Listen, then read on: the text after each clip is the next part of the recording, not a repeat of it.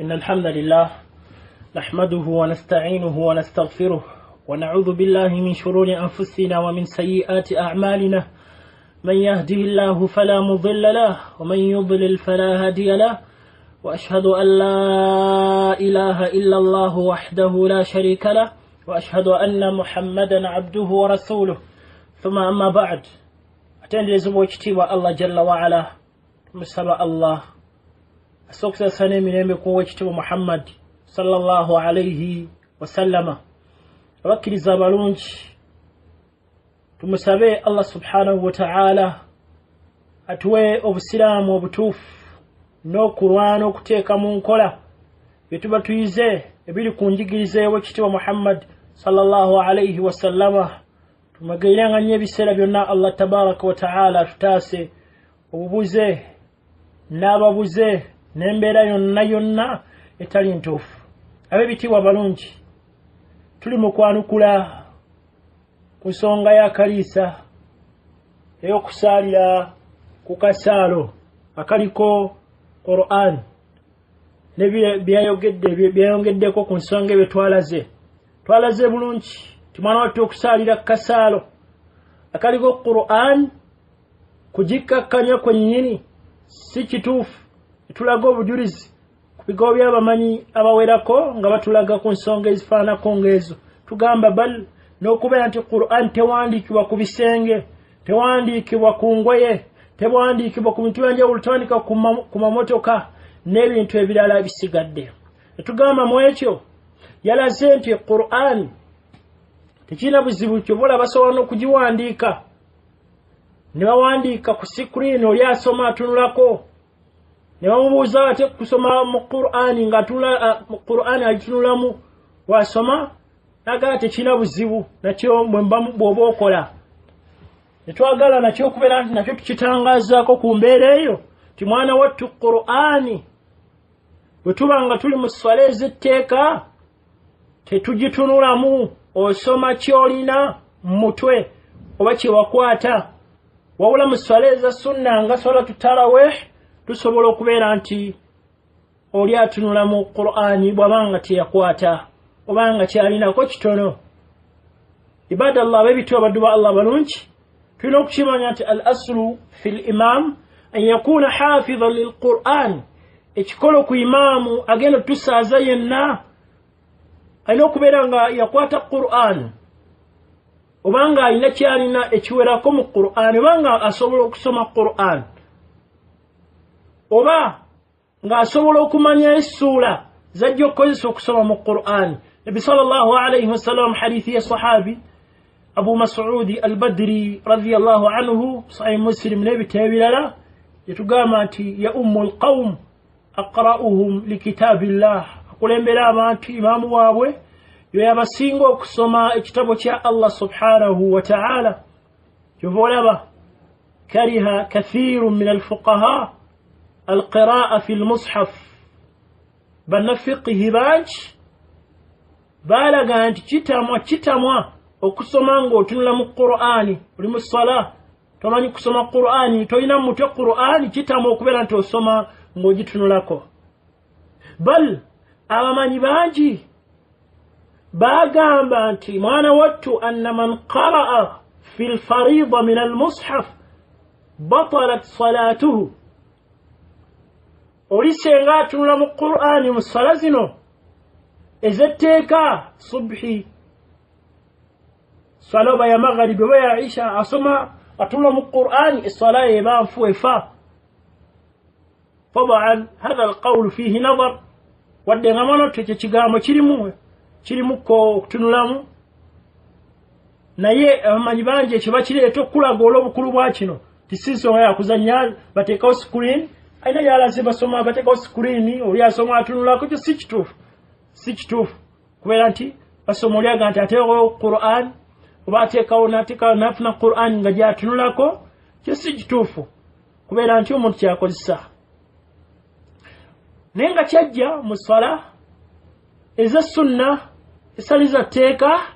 nga ku Aisha radiyallahu anha bwagamba kyokya Imam al-Bukhari ayina ebigobi yaleeta ku Aisha ta'liqan nga abikomentinga ku Aisha Olikibaita ta'liq oba mu'allaq yocha Imam al-Bukhari olusaleta ebigambo ebimu nga kunna byokuba sahaba na kiretanga ne kirina lujegere lwakyo kibaita ta'liq oba kiretanga kiri mu'allaq watalese lujegere okuva kuye paka ku sahabi oba paka ku Nabi sallallahu alaihi wasallam hadithi ejibaita mu'allaq nga talese lujegere lwayo okuva kuye eyo mu bitala ebirala singa hadithi ejjabu etyo zizimu ku hadithi amaziwalagati ziba nafu egwa miteeko ya hadith ennafu naye kyo Imam al-Bukhari wakijjamu olw'enkizo gye kirina n'okuba nti Imam al-Bukhari ekitabo kyali kijja kuba kinene nnyo obujulizi omu yabutuukangako n'abufunza mu mbeera eyo naye nga ebigambo ebituufu ku Aisha kubanga byajja ne mu kitabo kya Imam Abu Dawud ekibayita al-Masahif nga olujegero lwayo lutuufu lulungi ku Aisha radiyallahu anha كانت عائشة رضي الله عنها يأمها عبدها ومدوه قبيت الذقوان كان يأمها في من المصحف ومن الذقوان أساس عائشة رضي الله عنها صلاه كيرو نينغا سمعت نلم القرآن فنكيكولا غانتي مصلاة نيزا السنة تكينا بزيبو سوالو كبيرا انتي ومونتو اتشكوزيسا nayo kubeera nti akikozesa mu ssala ezitteeka kitugambye kitakkirizibwa abayambaga nti osobola kikozesa mu ze faradwa nga bagamba nga kintu kyakkizo mu kya sunna naye ng'ekyo si kituufu kubanga bamanyi bangi abagaana obujulizi bwabwe obusinga okubeera obw'amaanyi lwaki kubanga nabbi yagamba ekikolo ku imaamu alina okuba nga musomi wa Qur'an ya ummul qawm aqra'uhum likitabillah abasinga okusoma ekitabo kya Allah subhanahu wa ta'ala yalina okukulembera abasiraamu wakuba nti waliwo embeera amanyera gye bajjamu bwetuuka nga yabwewaze tewali kyakkola bantu balina we bali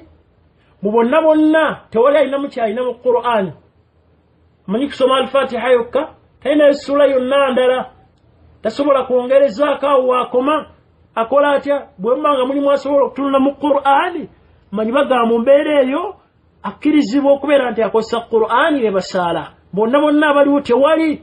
ayinza kubeera nti asoma Qur'an okujjako ng'akitunuddemu kati amanyi bagamba ku mbeera eyo akkirizibwa naye kitali ekyo mbeera etali yabwewaze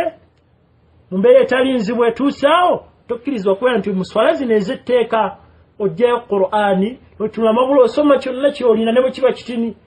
ne bwe kiba kifaanana kitya kyokozesa okusoma mu Qur'an n'otatunula n'otasaaza oba n'otasaala nga otunula mu Qur'an mu kwekyo bw'abanga mwana wattu talina kyeyakola okujjako kitini nga bwe tugambye kyabeera asoma faina alladhi yaqra bwemba for example era kiyinza otuuka ekirala ekyokulabirako ekirala mulina we muli ng'agenda okubasaaza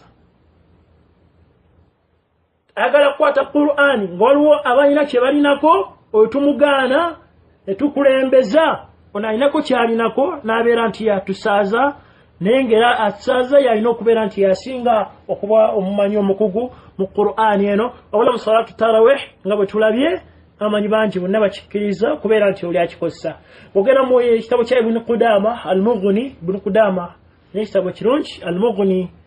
yagamba ogenda ku volume esooka lupapula 335 yagamba nga ayita ebigambo kuva ku Imam Ahmad rahimahullah qala Ahmad la ba's an yusalli bin-nas al-qiyam wa huwa yanzuru fi al-mushaf talina buzibu essala y'okuyimirira ekiro okubeera nti asaaza abantu ng'atunula mu Qur'an qila lahu fi al-fariida yamugamba ate mu ssala zino ez'etteeka nga bagamba Imamu Ahmad ibn Hanbal tumanyi imaamu omunene